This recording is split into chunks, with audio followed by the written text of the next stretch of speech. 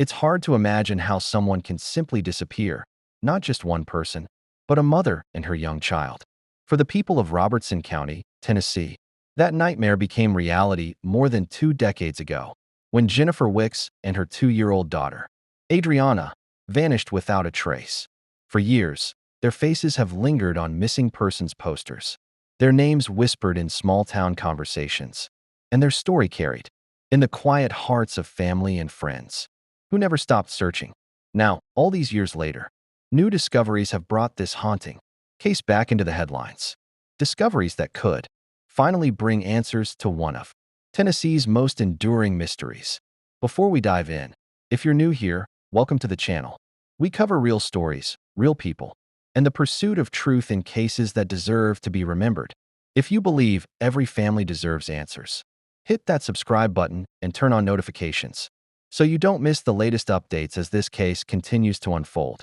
All right, let's go back to the beginning. It was the summer of 2001 when Jennifer Wicks, a young mother in her 20s, and her daughter Adriana were last seen. They lived in Robertson County, a quiet area just north of Nashville.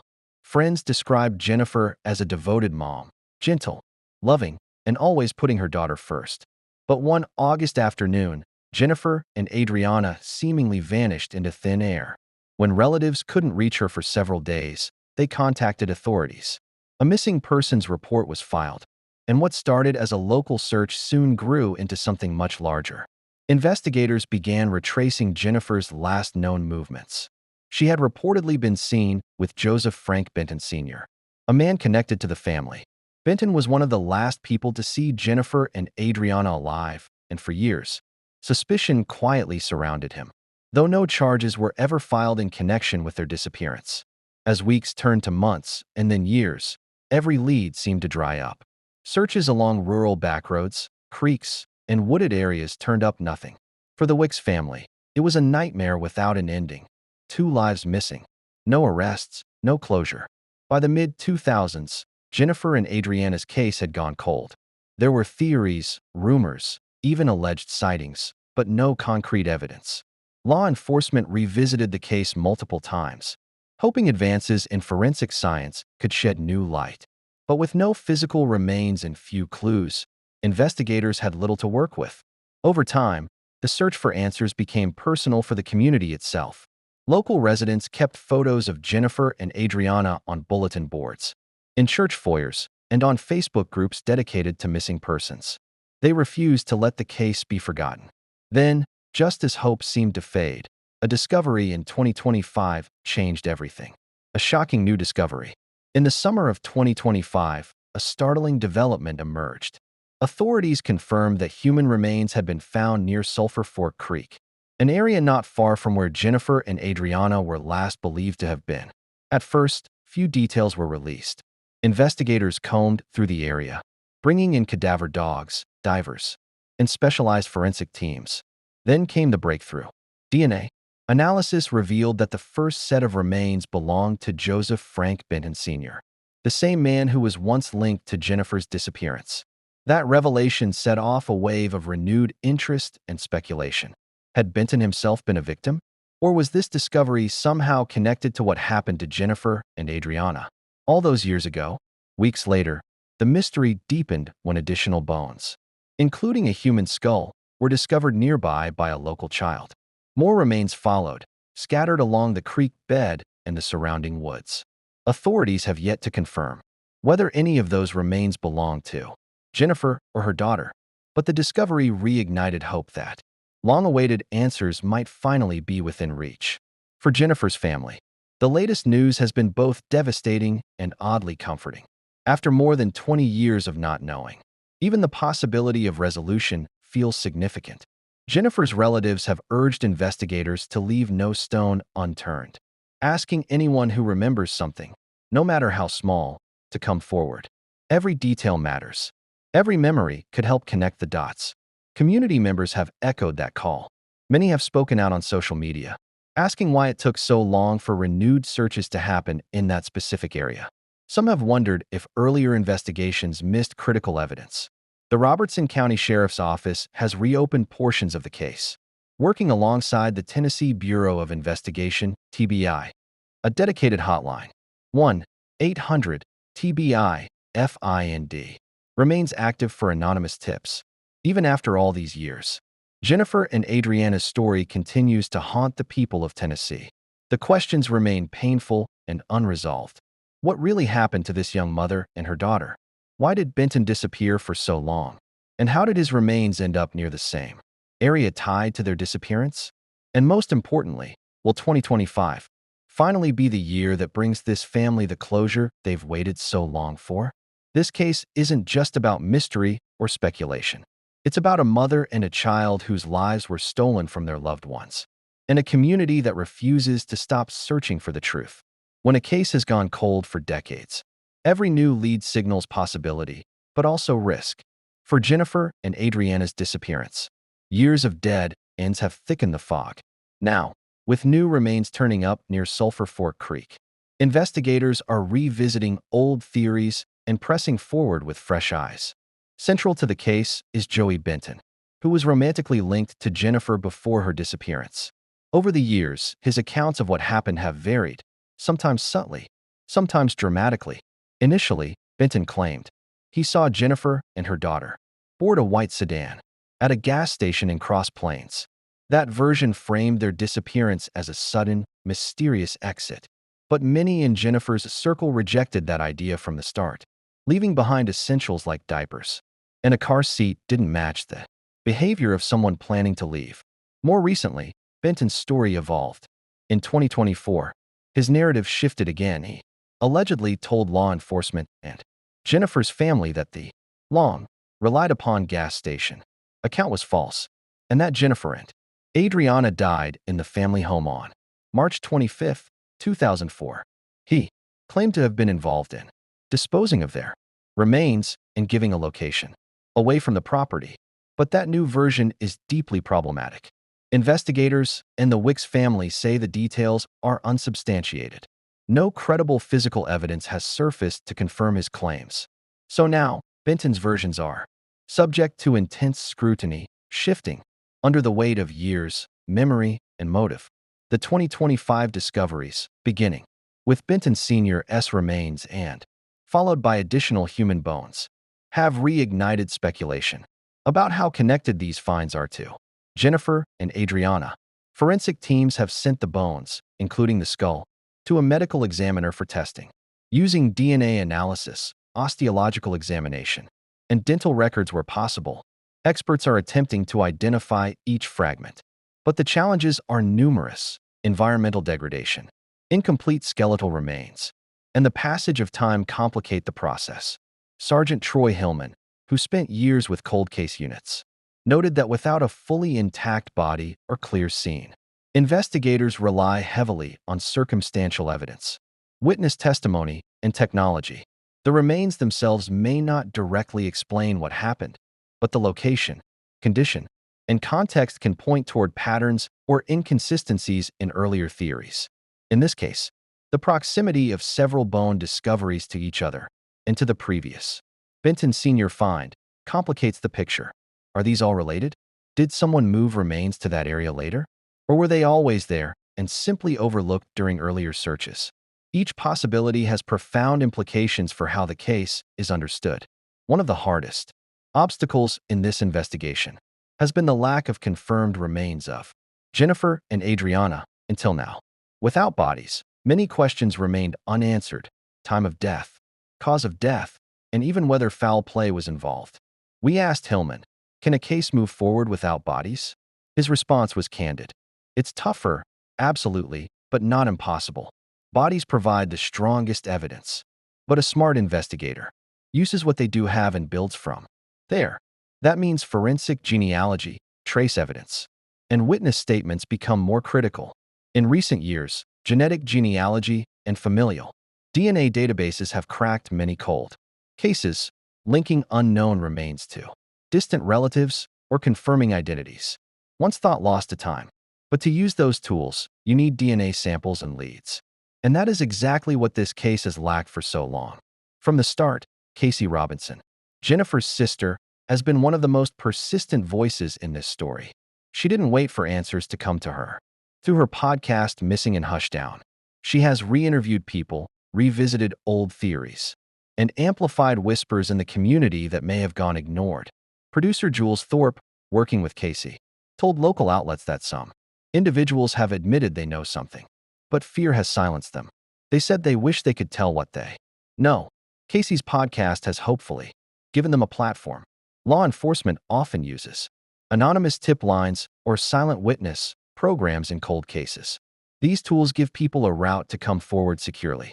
Hillman himself has urged potential informants to push past fear. You can share what you know without revealing your identity.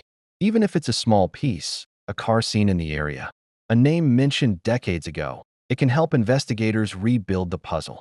Whether or not tips from Casey's podcast feed directly into the investigation, her public advocacy keeps the case alive in the public eye. It reminds everyone, Jennifer and Adriana still matter. One more obstacle looms: transparency versus confidentiality.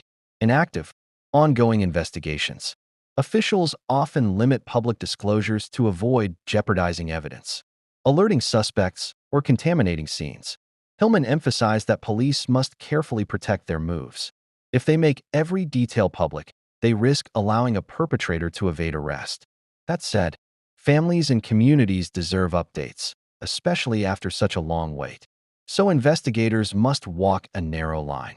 Keep the public informed enough to sustain support and trust, while restraining what they reveal so as not to sabotage their own case. Asterisk DNA analysis and forensic identification.